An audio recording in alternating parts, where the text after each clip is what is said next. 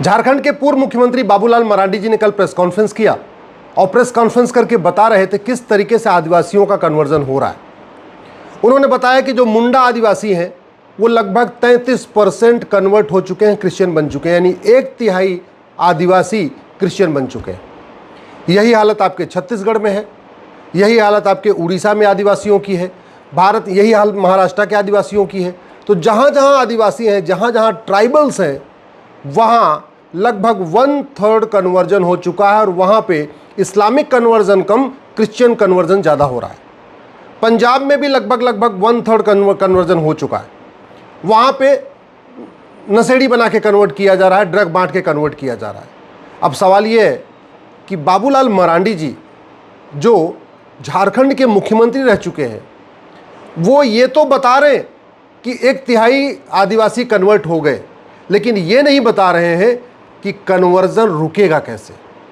मैं आप लोगों से पूछता हूँ, क्या धर्मांतरण विश्वव्यापी समस्या है?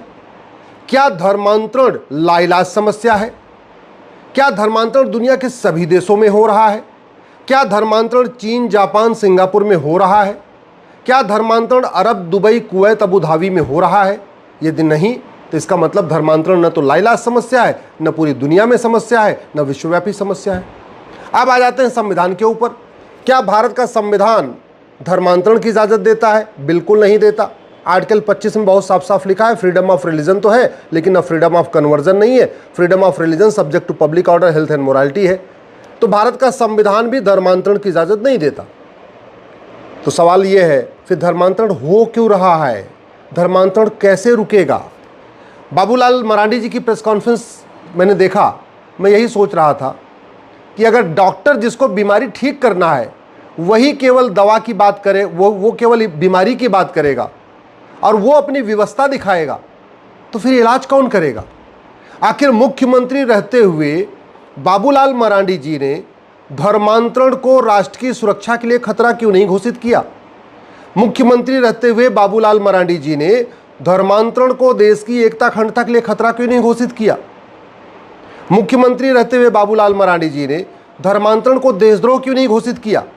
मुख्यमंत्री रहते हुए बाबूलाल मरांडी जी ने धर्मांतरण को वेजिंग वॉर क्यों नहीं डिक्लेयर किया? धर्मांतरण को एक संगठित अपराध क्यों नहीं घोषित किया? ये सारा अधिकार मुख्यमंत्री के पास होता है, ये सारा अधिकार प्रदेश सरकार के पास है। प्रदेश सरकारें ये कर सकती हैं, दुर्भाग्यवश नहीं किया गया। अब मैं आपको बता रहा हूं, मैं गारंटी के साथ कहता हूं, मैं 6 महीने के अंदर धर्मांतरण रोक दूंगा। मात्र 6 महीने के अंदर धर्मांतरण रोक दूंगा और संविधान के दायरे में रहते हुए धर्मांतरण रोक दूंगा। और इस बात को गारंटी के साथ कहता हूं, धर्मांतरण कराने वाले मिशनरी और जिहादी या तो भारत छोड़ के भाग जाएंगे या कोई और काम धंधा करना शुरू करेंगे, मेहनत मजदूरी करेंगे, धर्मांतरण करना बंद कर देंगे। धर्मांतरण इसलिए हो रहा है कि सबसे प्रॉफिटेबल धंधा है ये धर्मांतरण। आदमी ड्राइवर की नौकरी करेगा, 20-25 हज़ार रुपये कमाएगा। टीचर बन जाएगा, 50-60 हज़ार रुपये कमा लेगा। हवलदार बन जाएगा, सिपाही बन जाएगा, सेना में चला जाएगा, चलो 70-75 हज़ार रुपये कमा लेगा। इंजीनियर, डॉक्टर बन जाएगा, 1-1.5 लाख रुपए कमा लेगा। लेकिन वो धर्मांतरण कराने लगता है तो 4 से 5 लाख रुपए कमाता है। अब आप सोच रहे होंगे कहाँ से कैसे कमा लेगा? तो धर्मांतरण कराने वाले में आदिवासियों का रेट है 1 लाख रुपए पर परिवार। अगर थोड़ा और ऊपर आ जाइए, अगर पिछड़ों को कन्वर्ट करा दिया, यादव, पटेल और कुर्मी और केवट को कन्वर्ट करा दिया तो 4 से 5 लाख रुपए पर परिवार। ब्राह्मण, क्षत्रिय को कन्वर्ट करा दिया तो 8 से 10 लाख रुपए पर परिवार। तो धर्मांतरण का पूरा रेट बना हुआ है और कोई भी व्यक्ति महीने में 5-6 लोगों को धर्मांतरण तो करा ही सकता है। अरे बाकी दूसरे जातियों को नहीं करा सकता, अपनी जातियों में तो करा ही सकता है। यानी अगर एक आदिवासी पहले कन्वर्ट हो गया पैसे के लालच में, तो चूंकि आदिवासियों में थोड़ी शिक्षा का अभाव है, तो वो अपने साथ के आदिवासियों को, अपने गाँव वालों को, अपने मोहल्ले वालों को, अपने चाचा को, अपने मामा को, अपने मौसा को, अपने साले को, अपने बहनोई को, उन अपने जान पहचान के गांव में जा जाके तो कन्वर्ट करा ही सकता है। अब आप सोचिए, अगर 1 लाख रुपए पर परिवार आदिवासियों का रेट है तो बाकियों का कितना कमा रहे होंगे? जो लोग बाकी लोगों को कन्वर्ट कराते हैं, जो यादव को कन्वर्ट कराते हैं, जो कुर्मी, केवट को कन्वर्ट कराते हैं, जो पटेल को कन्वर्ट कराते हैं। तो धर्मांतरण रोकना है तो सबसे पहले हमें नियम कानून बदलना पड़ेगा। अगर आप सोच रहे हैं कि मंदिर बनाने से धर्मांतरण रुक जाएगा, तो दुनिया में सबसे ज़्यादा मंदिर हमारे पास है। अगर आपको लगता है कथा करने से धर्मांतरण रुक जाएगा, तो दुनिया में सबसे ज़्यादा कथावाचक हमारे पास है। अगर आपको लगता है गौशाला खोलने से धर्मांतरण रुक जाएगा, तो दुनिया में सबसे ज़्यादा गौशाला हमारे पास है। अगर आपको लगता है कि नहीं भंडारा लगाने से धर्मांतरण रुक जाएगा, तो दुनिया में सबसे ज़्यादा भंडारा हमारे देश में ही होता है। पंजाब में सबसे ज़्यादा सिख लंगर लगता है, सबसे ज़्यादा गुरुद्वारे पंजाब में है, सबसे ज़्यादा लंगर पंजाब में चलता है और सबसे ज़्यादा कन्वर्जन पंजाब में हो रहा है। तो इन सब चीज़ों से आप भूल जाइए। अगर आपको लगता है कि नहीं मुख्यमंत्री बदलने से धर्मांतरण रुक जाएगा, तो बाबूलाल जी तो खुद ही मुख्यमंत्री रह चुके। उत्तर प्रदेश में योगी जी हैं, फिर भी धर्मांतरण हो रहा है। मध्य प्रदेश में मोहनलाल जी हैं, फिर भी धर्मांतरण हो रहा है। राजस्थान में भजन लाल जी हैं, फिर भी धर्मांतरण हो रहा है। महाराष्ट्र में फडणवीस जी हैं, फिर भी धर्मांतरण हो रहा है। शासन बदलने से धर्मांतरण नहीं रुकेगा, सिस्टम बदलना पड़ेगा, नियम कानून बदलना पड़ेगा, कानून का खौफ पैदा करना पड़ेगा, फंडिंग रोकना पड़ेगा। अब मैं आपको स्टेप्स बताता हूं धर्मांतरण कैसे 6 महीने में अंदर रुकेगा। सबसे पहले इस भारतीय न्याय संहिता में एक चैप्टर जोड़ना पड़ेगा, ऑफेंस रिलेटिंग टू कन्वर्जन। और ऑफेंस रिलेटिंग टू कन्वर्जन इसमें जैसे ही हम डाल देंगे, पूरे देश की पुलिस धर्मांतरण कराने वालों के खिलाफ FIR दर्ज करना शुरू कर देगी। अभी चूंकि राज्य अपना अपना कानून बना रहे हैं, तो जहां राज्यों के पास कानून है वहां धर्मांतरण के लिए पुलिस FIR करती है, जहां नहीं है वहां नहीं कर रही है। तो सबसे पहले भारतीय न्याय संहिता में संशोधन करना पड़ेगा। दूसरा, 1 नेशन 1 पुलिस कोड बनाना पड़ेगा। जब तक बाबूलाल जी मुख्यमंत्री थे तब तक वहां की पुलिस फिर भी धर्मांतरण कराने वाले पे कुछ कर रही थी।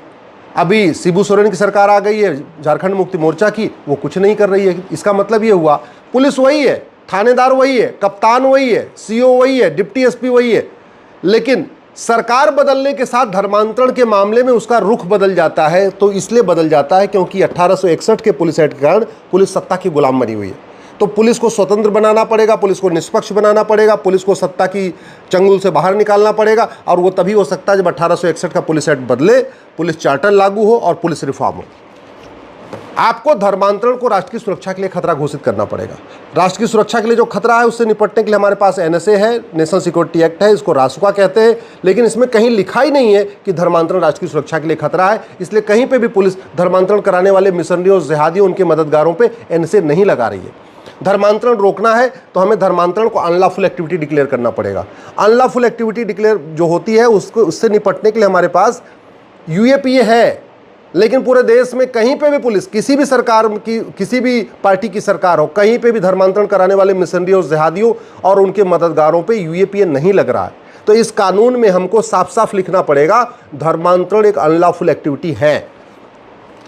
ऑर्गेनाइज क्राइम, धर्मांतरण एक ऑर्गेनाइज क्राइम है। ऑर्गेनाइज क्राइम से निपटने के लिए हर राज्य के पास अपना कानून है। महाराष्ट्र के पास मको का है, गुजरात के पास गुजको का है, यूपी के पास गैंगस्टर एक्ट है। नई वाली BNS में भी ऑर्गेनाइज क्राइम से निपटने के लिए एक धारा है, लेकिन धर्मांतरण कराने वाले मिशनरियों, जिहादी और उनके मददगारों पे ऑर्गेनाइज क्राइम की धारा नहीं लग रही है। नहीं लग रही है तो आराम से उनको जमानत मिल जा रही है। धर्मांतरण एक वेजिंग वॉर है। मुगल धर्मांतरण कराने आए थे, सत्ता के लिए नहीं आए थे। अंग्रेज धर्मांतरण कराने आए थे, सत्ता के लिए नहीं आए थे। सत्ता तो उनको साधन मिल गया, सत्ता से तो लूटपाट करना था, वो किया। मूल उद्देश्य मुगलों का यहाँ इस्लाम को फैलाना था, मूल उद्देश्य अंग्रेजों का यहाँ क्रिश्चियनिटी को फैलाना था। तो धर्मांतरण अपने आप में वेजिंग वॉर है।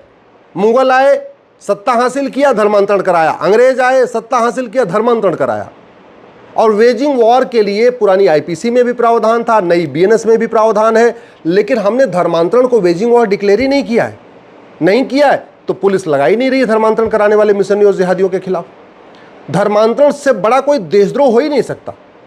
जो हिंदू, जो आदिवासी वसुधैव कुटुंबकम को मानते हैं, नारी तू नारायणी को मानते हैं, सर्वमंगल मांगल्य को मानते हैं, सबको एक समान मानते हैं, इक्वलिटी, जस्टिस, लिबर्टी, फ्रेटर्निटी को मानते हैं, उनको इस्लाम या क्रिश्चियनिटी में कन्वर्ट कर देना, जहां पाक नापाक की सोच है, हराम हलाल की सोच है, इससे बड़ा देशद्रोह क्या हो सकता है। देशद्रोह की धारा है लेकिन लगती नहीं है, नहीं लग रही है तो धर्मांतरण नहीं रुक रहा। धर्मांतरण रोकना है तो ये जो अंग्रेजों ने 1894 में लैंड एक्विजिशन एक्ट बना के पूरी चर्चेज मिशनरीज को ज़मीन बांट दिया था, वो सारी ज़मीन वापस लेना पड़ेगा। वो ज़मीन के मालिक बन के बैठे हुए हैं। 10 लाख एकड़ से ज़्यादा ज़मीन चर्चेज के पास है, मिशनरीज के पास है, और उसी ज़मीन में वो हॉस्पिटल बना बना के लालच दे के धर्मांतरण कर रहे हैं, स्कूल बना बना के धर्मांतरण करा रहे हैं, प्लॉटिंग कर रहे हैं। जो सिविल लाइन पूरी देश भर में बनी है वो इसी कानून से बनी, तो सिविल लाइन की ज़मीन की प्लॉटिंग कर रहे हैं और मुफ्त में पैसे का लालच दे दे के धर्मांतरण करा रहे हैं। जब तक वो ज़मीन वापस नहीं होगी तब तक उनकी फंडिंग नहीं बंद होगी। फंडिंग नहीं बंद होगी, धर्मांतरण नहीं रुकेगा।